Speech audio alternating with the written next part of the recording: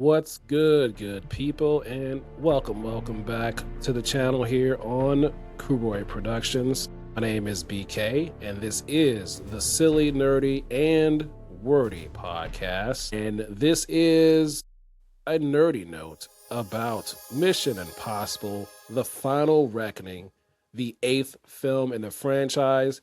I'm going to be going into detail about a nerdy note. And my information comes today directly from the Blu-ray of Mission Impossible 8. And what I'm going to be talking to you today is specifically the final action sequence in Mission Impossible 8, where Ethan Hunt and the character Gabriel are in the plane chase at the end at those high altitudes, and what went into that particular sequence. So that is what I'm going to be talking to you about today.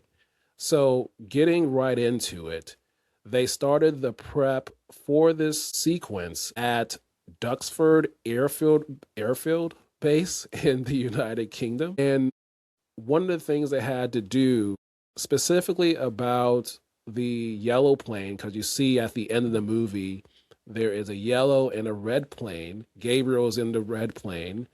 Ethan Hunt is ultimately in that yellow plane before he jumps onto the red plane.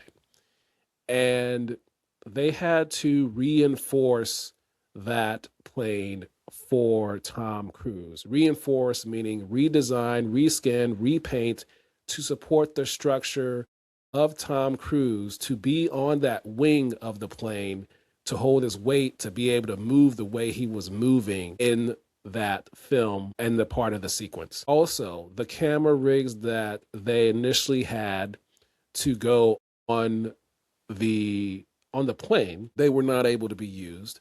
So they had to build the camera rigs from scratch to be able to endure the stress and rigors of the plane, to be in the high altitudes that they were going to be in addition to just filming it as well. Then when it came to getting to the actual filming location of where this sequence was going to take place, which was ultimately Drakensberg, South Africa, they then were able to start choreographing the flight sequence of this action sequence of this plane chase. And one of the things that they had to do was, and typically what you would do is you would go through the pre-visualization process with an action sequence, whether it's a team of stunt performers in a room going through different fight action sequences, or with a car or whatever it would be. In this case, it's a plane. They went through that, but what they're doing, as they said, has never been done before, and it can't account for the physics of a human being up in those high altitudes on a wing of a plane. And so something that probably not many directors do.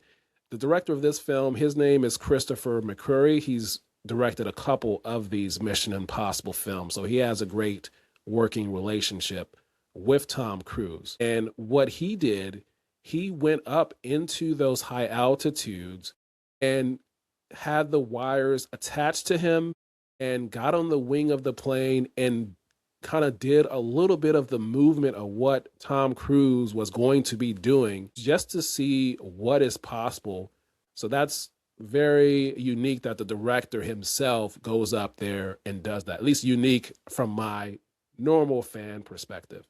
And then once he got back down to the ground, then they could really get into the planning and choreographing of this and storyboarding of this particular sequence.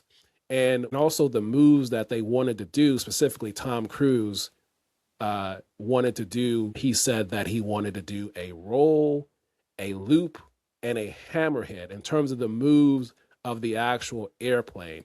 And that's something most likely that a skilled, a trained, and a licensed pilot is able to do.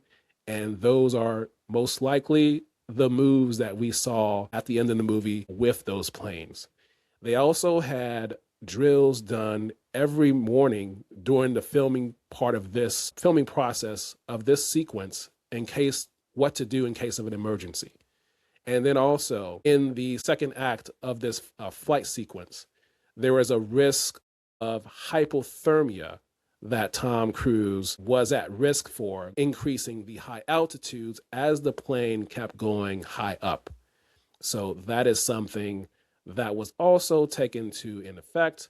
But of course, Tom Cruise has learned to fly. He's done a lot of these things, and a lot of prep has gone into all of these things in all the previous films. So that is just some of the things that went into what we see in the final sequence of the Mission Impossible Final Reckoning in terms of that plane sequence at the end of the film. So that's all it's going to be for today. Now, I did see this film back in May of this year in theaters. I saw it twice, and I did do an episode on it. That is episode 65. I will link that in the description, and I have a playlist of the shorts that I did from this episode as well, so you can check that out. And hope you learned something. Hope you got something out of it. That's all it's going to be for now. So subscribe to the channel here.